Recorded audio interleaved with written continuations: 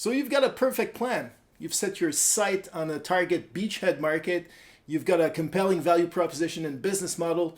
You even know which doors to go knock at. Well, now's the time to show that your plan actually works. Fill up the tanks and go for a test flight. That's in our last episode of Gadget to Rocket.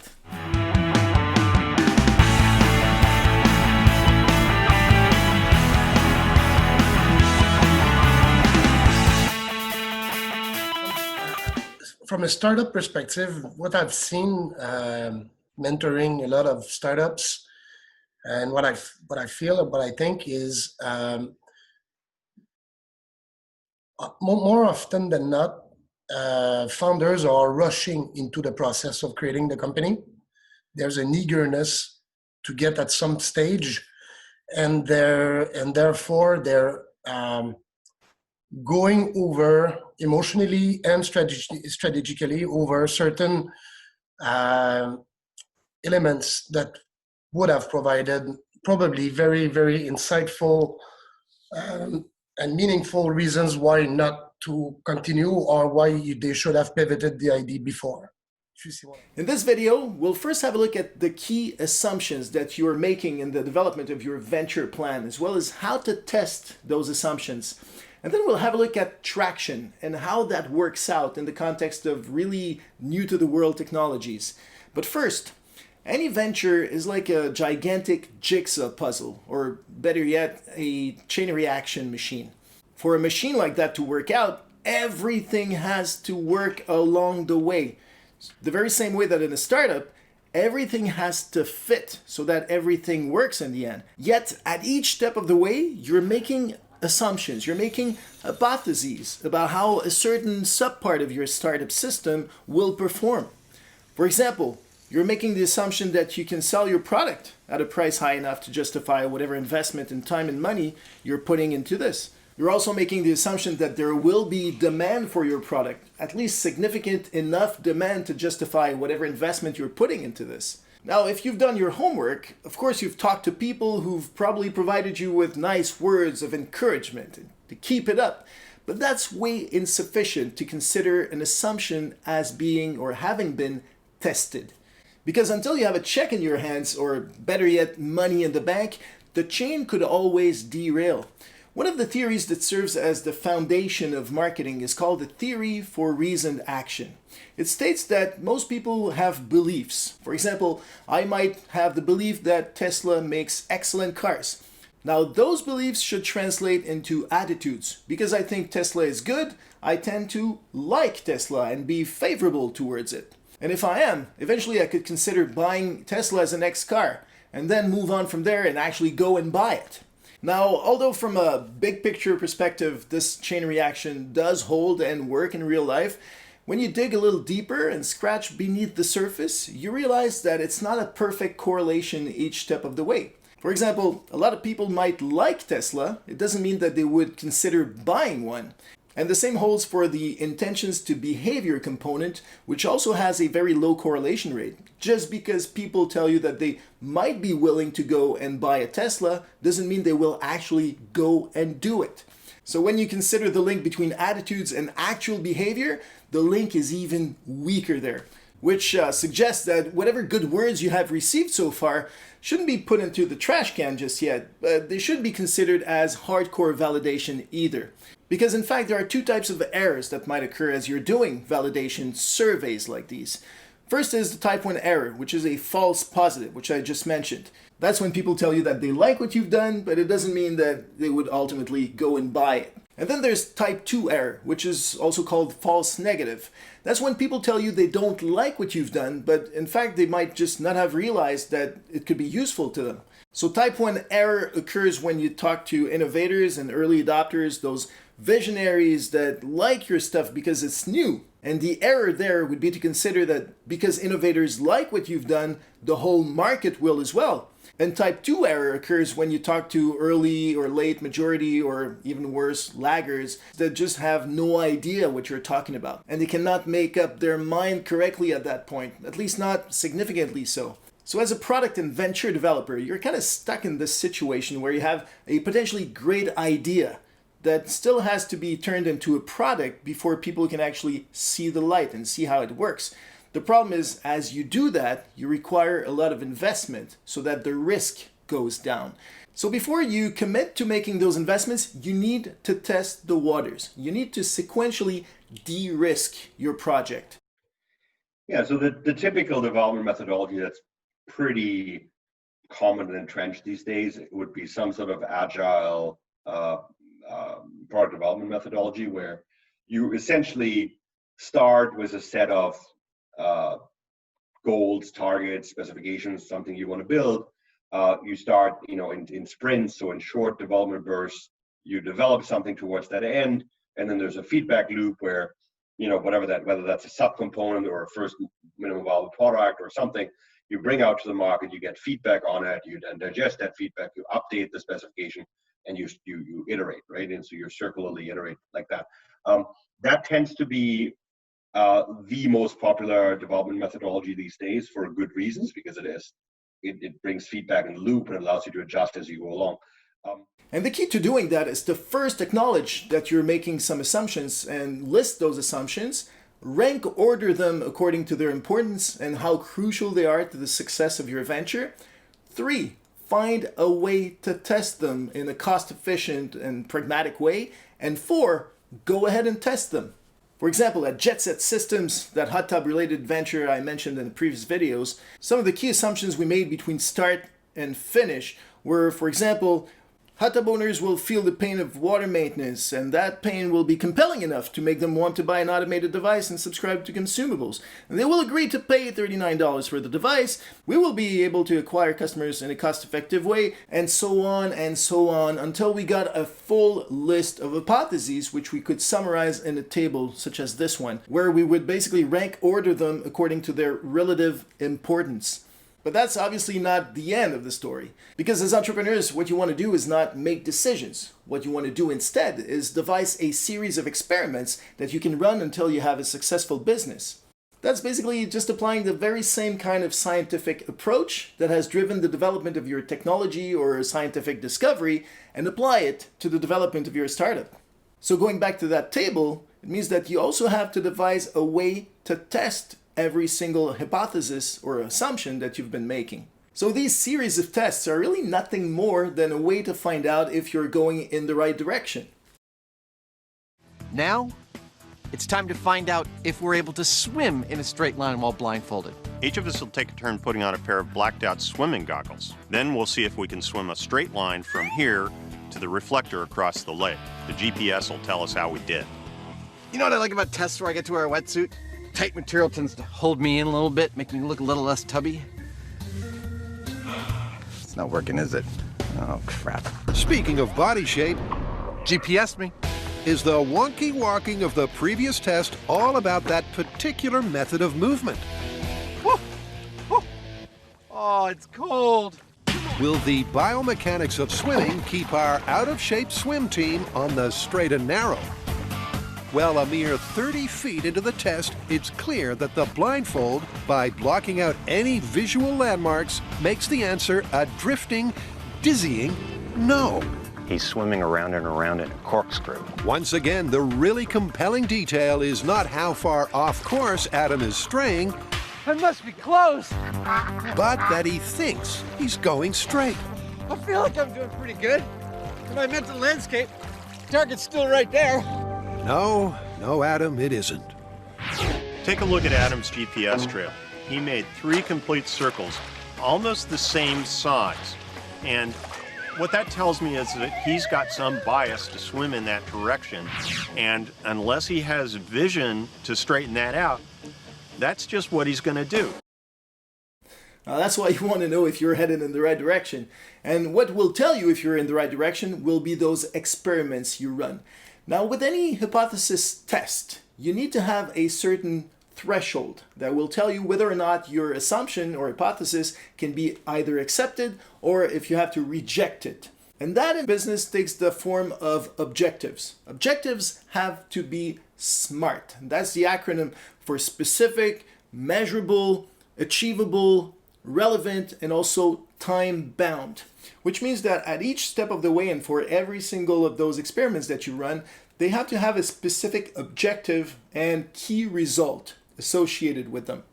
And because this is not hard science, you might want to consider different levels of achieving those objectives. For example, if 80% of an objective is met, that might be considered as a green light. The objective has been met, and therefore the assumption can be accepted as true. Then if 60 to 80% of the objective are met, then perhaps you might consider that a yellow light. It means that the assumption might not be exactly false, but there's something missing. You haven't figured out what yet, but there's something wrong with that assumption. And then below 60%, it means that the objective has not been met, which means that the assumptions cannot be accepted as true. Which, if we're talking about a very crucial assumption in the development of your venture or startup, might warrant for you to revisit the whole plan entirely. Bamboo. Man, you have to be bamboo. Ultra strong, ultra flexible. It's the first time I say that, actually.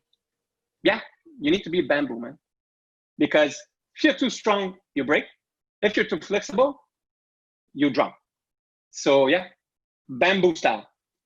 So going back to this table, it means that you also have to add a threshold or key result associated with each test, as well as the result of your experiment. Now, in the journey between an idea and a final product, it's very likely that you'll have to come up with something tangible along the way. It's sometimes called a proof of concept, a minimum demonstratable product, or a minimum viable product, which is a concept we've also addressed in a previous video. It's essentially a way for customers or potential clients to figure out in a better way or a more reliable way their actual interest in your technology, which sometimes means that you'll have to fake it until you make it up to a point. For example, a few years ago, I coached a bunch of entrepreneurs who wanted to develop an application that would enable amateur soccer players to make reservation for fields and organize friendly games. Now, these were engineers. They wanted to start working on developing the application right away, but they couldn't really answer the key and fundamental question, which was, do people want this really? And their answer was, well, we can't really figure that out until we've developed the whole thing, right?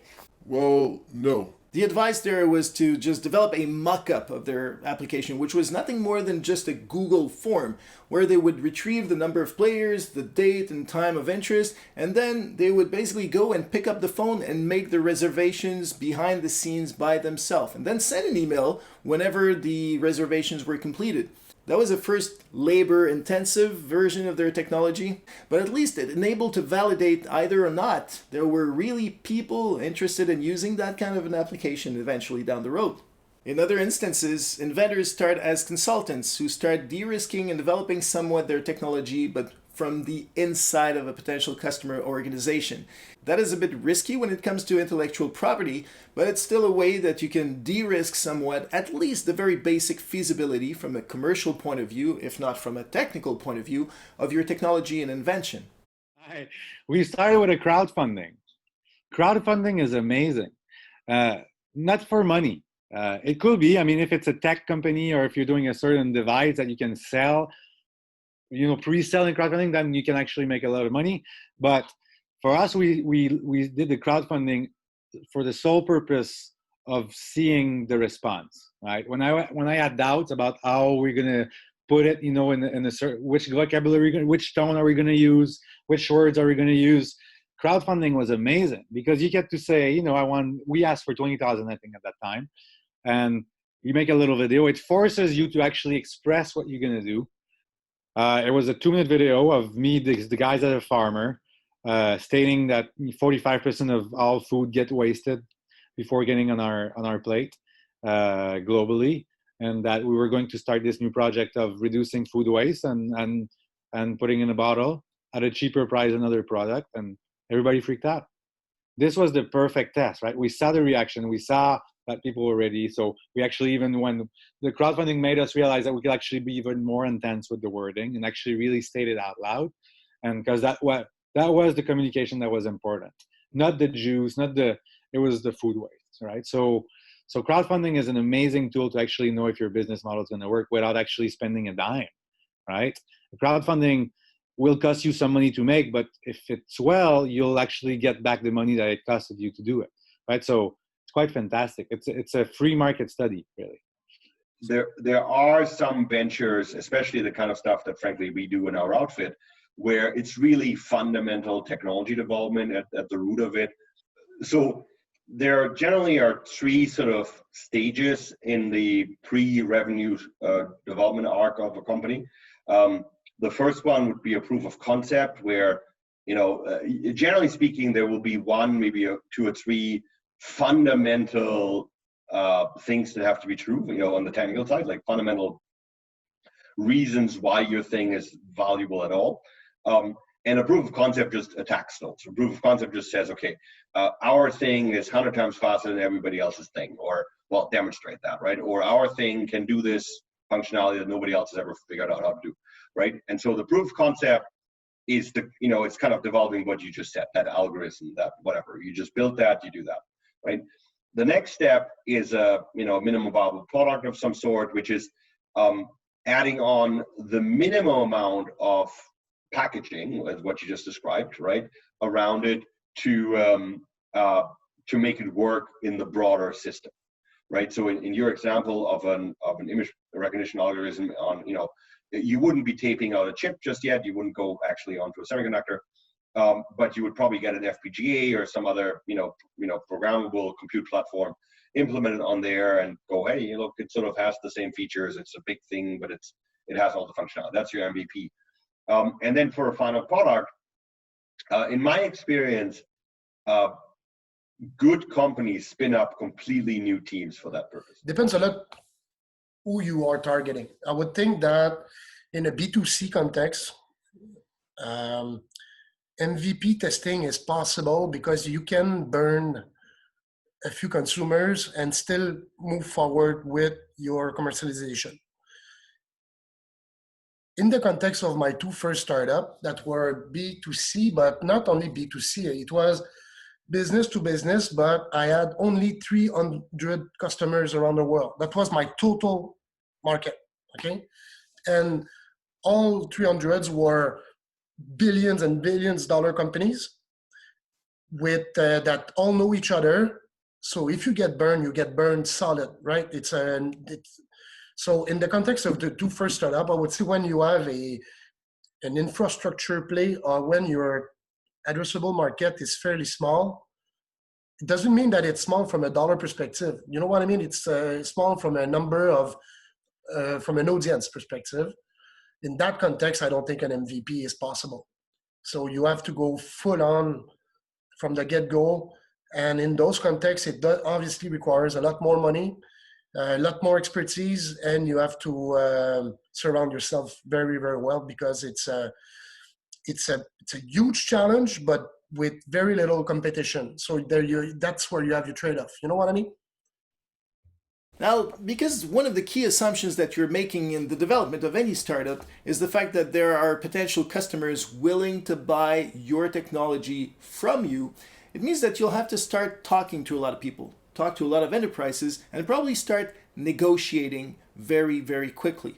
Which means you have to become familiar with the rudiments of selling rather quickly. And the sales process begins with the generation of leads through marketing efforts, either direct marketing, outbound marketing, or so-called inbound marketing, whereby you would basically put some information out and let people contact you, which doesn't really work well in the context of very new to the world technologies. But then those leads have to go through the first pass filter of marketing qualification. Are those guys or girls specifically the kind of companies you really want to have a chat with? And if so, they move on to the next phase, which is sales qualification. That's when you start having conversations with them, trying to find out whether they fit the use cases that you have identified as your beachhead market. Are they in the right kind of business? Do they fit the profile, in other words? Or otherwise, you'll be wasting your time. And once those leads are qualified, they become actual prospects, the kind of people you can start investing more and more into in order to eventually close them. And then for every single one of those leads that fall out of your system for some reason, they have to become part of what you will call your nurturing pool. Because a lead might not convert into a deal today, but people change jobs and change organizations sometimes, and organizations themselves change over time, which means that an unqualified lead today might become a closed deal tomorrow. Now, somewhere along the line, as leads become prospects, you need to start having more and more conversations with them, and those conversations will more and more take the form of negotiations. And negotiations are tricky business that certainly warrant a few minutes of this video to go deeper into. Now, the first thing about negotiations from the get-go is to know what exactly you're going for. And to do that, you need to know precisely what your BATNA is. BATNA is an acronym that stands for Best Alternative to a Negotiated Agreement. In other words, what is the worst case scenario you might accept in the context of doing business or signing a deal with that specific prospect you're dealing with right now? You have to understand your BATNA, but also that of your potential customer, because you need to understand to what length they will be willing to go in order to do business with you. As a startup, obviously your BATNA is way lower than that of established organization. In other words, you have more to lose than your potential clients typically. It means that you have to really emphasize on the potential benefits of dealing with you and decrease their perception of risk so that the potential benefits again largely outweigh the potential risks. And if you do this very, very well, it's likely that your potential customer will see more drawbacks not to do business with you than to go forward and make a deal. But obviously, to do that requires a lot of preparation. You need to really understand what the context of your potential customer is, as well as what they're really, really looking for, and to what extent you can obviously deliver on what it is they're looking for. And once you know your BATNA and that of your potential customer, now's the time to start negotiating. And that is based on 4 best practices. The first one is to focus on interests, or the why, and not people's positions. That is, people might have very strict positions. They might say, no, we do not want to do this. We want to do this instead. The key here is not to focus on those positions, but to rather ask why. Why would you say that you want to do business with us, but you do not want to do it in this specific way? For example, a potential client or partner might tell you, yeah, we'll do something with you, but not before 6 months. That's a position. And the key question here becomes, why? Why is that?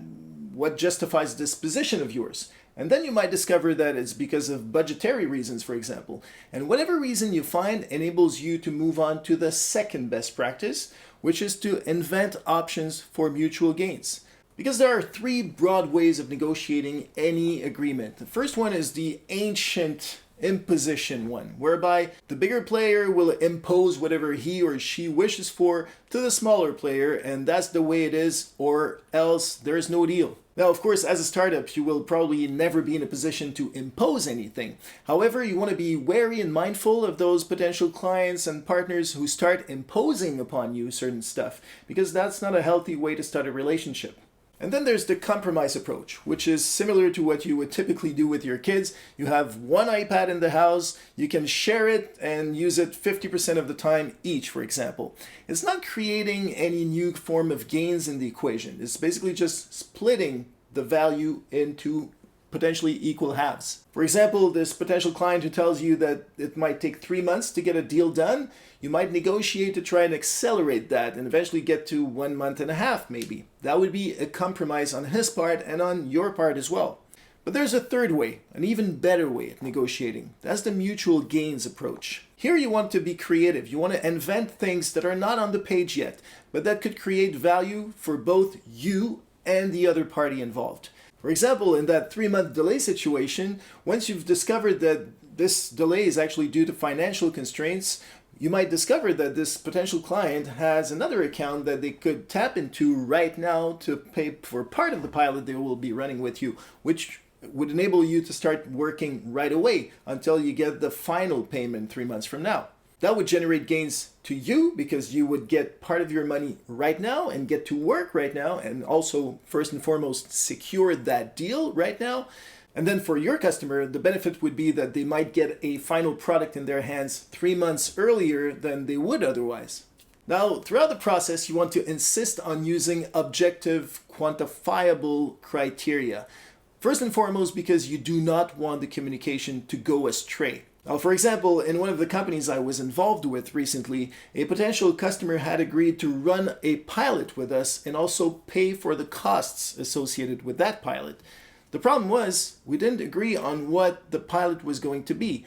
We thought it was going to be a 3-month pilot, but this customer thought it was going to last more something like a year and a half, which is an eternity for a startup. But furthermore, we didn't agree on the nature of the costs associated with running that pilot. We wanted for the full cost to be covered by this client, but he said this would rather be an advance on the purchase of goods and products down the road, which was somewhat harder to accept on our part. So again, you want to stay away from those generic qualitative statements, but rather use measurable, tangible, objective criteria. And then, because we're human beings, you should always separate the people from the problem. Problem meaning here the object of the negotiation itself. Now, a lot of people have different personalities. Some will fit with you, some won't. But at the end of the day, you need to get a deal done. Now, some people use different types of tactics to get you to settle for less than you would have normally settled for. And these tactics can go in many different directions. I've negotiated with people who tried to get me frustrated by somewhat insulting me at some point. I mean, that's as far as you get. But sometimes a more subtle approach to doing that is to play with time. You're a startup. Big companies know that you don't have time. So when you're dealing with a big company, for example, that has slower processes than what you would wish for, it can become very, very frustrating. If you want things to speed up, find ways to make that happen by imagining solutions creatively, perhaps. Or perhaps voice your concerns about the delays in getting this deal closed. But first and foremost, you want to separate the people from the actual problem at stake. And perhaps even try to understand better the person you have in front of you and what their motivations are. Keeping in mind that in most big organizations, it's not the quality of the business deal that matters most. Most people are rather driven by avoiding risks and avoiding problems, and then finding ways to get recognition or power within the organization. And perhaps even have fun with you is more important than the quality of the deal that they'll sign down the road. So you want to understand how you can deliver on each of those different dimensions, which might greatly help close that deal down the road. And that recommendation can hardly be achieved unless you are open and transparent.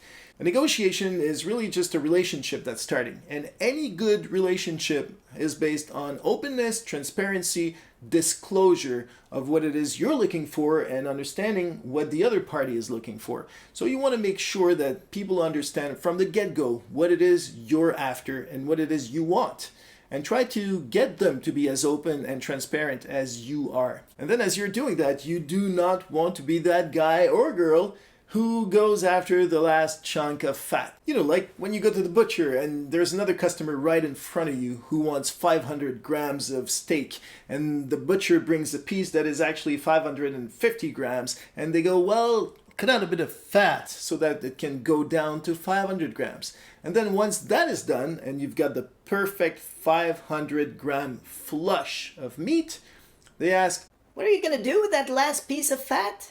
Because if you're going to throw it away, I'll take it off your hands and use it in my cooking for other stuff. You do not want to be this person, because this ruins the relationship that you have just started developing with this potential client, and they will never trust you again. In other words, once a negotiation is settled, you do not go back to it and try to reopen it for any given reason. You just stick to what you've negotiated. So you're done negotiating and you have a closed sale or perhaps a closed deal in your hands. But do you really have a closed deal? Now remember, from the theory of reasoned action, just because people tell you that they will be doing something doesn't mean that they will in the end. So you have to look for indications that this deal is in fact closed. For example, a handshake might indicate that the deal is closed. In many cultures, in fact, a handshake is a really powerful indicator of that. It's more powerful than a contract even. But it's still less powerful an indicator than a signed contract. If you have a signed contract, especially in the US or any other country with a very strong legal backbone, then a signed contract is a very good indication that you do in fact have a deal. But it's still less powerful than a signed check, or better yet, a signed check that has actually cleared in the bank. Now that is as hard a commitment as you can get, and it prevents you from falling into the trap of false positives. Again, the closer you are to the money, the better off you are. So if you cannot sign a full deal, the next best thing is probably a letter of intent. Even though it might not be legally binding, it's still a very good indication that a corporation will do business with you down the road. What you want to steer clear of, though, are those very soft commitments. A Facebook like is worth next to nothing. The same way that people leaving you their email address or subscribing to your newsletter are very far from an actual purchase, but they're still better off than just people nodding in approval to whatever you're saying, patting you on the back and telling you, hey, keep me posted, I like what you're doing. And the importance of that is simply because more robust demonstrations will tell you in a more compelling way that you're on the right track. First, it'll validate that you're not wasting your time, but also if you ever need money down the road, it's probably the best way to reassure investors, because the conversation can easily go like, Mr. Investor, this is the greatest idea. Give us $1 million. Nah, there's no market for that. Yes, there is. Of course there is. Nah, I don't think there is. But yes, of course there is. Nah, I don't think there is. I tell you, it's certain that there is. Nah, I don't think there is. Now, obviously, this could go on and on and on, and there's no way to tell who's right or wrong here. But it's a very different story when you can show traction numbers. Mr. Investor, this is the greatest idea. Give us $1 million. Nah, there's no market for that. Oh, but we've sold $1 million worth of it already. I always knew it was a good idea. In fact, it was my idea to begin with. I actually don't like the word traction, but traction comes in so many different form factors. Essentially, what we're trying to do is make the person understand and believe that everyone else is going to want your product. Like, we need to excite that person so much that your idea is something that people are willing to pay for. And how can you prove that? So yeah, competitions, conferences, maybe a little bit of capital raise, partners, strategic partners, design sprints, going out to talk to 100 people on, downtown Montreal and asking them what they think. Testimonials. I have 5 testimonials, or letters of recommendation, letters of intent, purchase orders. Like, traction can mean anything as long as it's saying to the investor that there are people out there who want your stuff. And then all demonstrations of interest are not born equal. You want to steer away from the so-called vanity metrics. Vanity metrics are those that make you feel good about your project, or even sometimes yourself as an inventor, like the number of page views or downloads of your app, or good intentions, pats in the back of influential people, or awards and honors that you have received, or the fact that your technology is being showcased in this high-level or high-profile magazine. The fact of the matter is, from a business perspective, these are almost worthless. Is that the problem you want to solve? Or is your ego talking that you want just this layer of people to use that because it's going to appear on the news, it's going to appear on the TV, and ego is the worst ever advisor for an entrepreneur, because then, wow, like I'm on TV, like I'm on newspaper, like I got featured, like, my technology got featured in the Olympics. Yeah, but you're not making money. Who cares if you're in the Olympics, And then, what you want to focus on are the more hardcore demonstrations of interest, like, once again, the sales or pre-sales you've been able to close, perhaps the letter of intents you have received, or perhaps a closed deal of some sort. All of those are more reliable than just a vanity metric, whatever the type that might be. Like in my first startup, we were young, very small network of contacts. We had to just go and punch through the wall, if that makes sense. So we didn't add the means and the reach to get that validation, but we were motivated and we did it anyway. And it was very, very much about adjusting and optimizing all the way and achieving success like that. In the second startup, it was a lot easier. I mean, I had an extensive network of contact around the world to the top executive of most of the mobile operator community.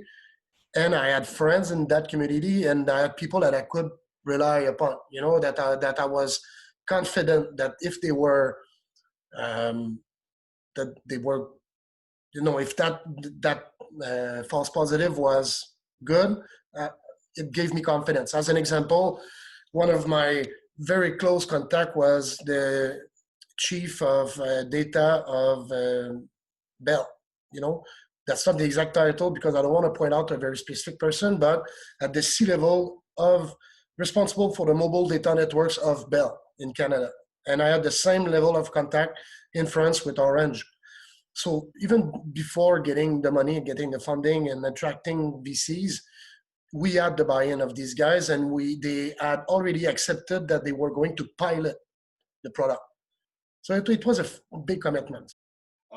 From a traction perspective, generally speaking, the longer the time to product, the more the industry that you're selling into is aware of that. Obviously, that's their normal supply chain, and has made has developed mechanisms to nurture people to that supply chain. So let's say in the automotive industry, the car people know that this takes forever, right? And the car companies know that their entire supply chain isn't going to innovate anything if they have to wait for 5 years to get money, right? So they have developed tools to deal with this. Those tools are going to be specific to the automotive supply chain, but it's things like collaborative development, where they're paying you funding along the way, joint development agreement, joint supply chain arrangements, pull-through arrangements, where the automotive integrator calls the tier one supply chain player one level below and says, hey, I want this, can you put that into your supply chain?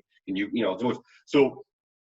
those tools will be very specific to whatever industry you're in, but they will be there because it just doesn't, outside of the industry of, apple picking or something, like big technology industries aren't static. And so they create mechanisms to encourage people to drive innovations into their supply chain, and they're going to pay for that, right? And often pay quite handsomely. And so you can generate revenue way before you ship products. We have, we have multiple portfolio companies that have, secured millions and millions of dollars long before anything ever left, an actual factory towards a consumer through these sort of partnership payments along the way. And then, obviously, on the other hand, that stuff isn't free. Those companies aren't frivolous with this. So when they do those things, that's a pretty good indication that there's a real demand. It doesn't mean that it's guaranteed, but it's a good indication that there's something is happening. And then that you can take to investors, at least investors that are knowledgeable about that space, and raise money from it. In the context of a startup, depending on your reach and your experience, either you punch it through or you figure out a way to reach out to people that have that network. So many times right now, when I have young entrepreneurs coming to me with ideas, I'm gonna do the reach out for them, and I'm gonna try to help them get access to those resources. But depending on your age and your reach, it's not all the time easy. And once again, remember that any startup is an ongoing process. It's a work in progress. It's a series of experiments, not just one. And along the way, you have to keep learning. And the way to do that is to analyze every single one of your success and failures and try to understand what happened. For instance, let's say you have approached 100 companies to try and sell them your technology. You were hoping to convert some of those approaches into pitches. Now let's say none of them have actually replied positively to you. Why is that?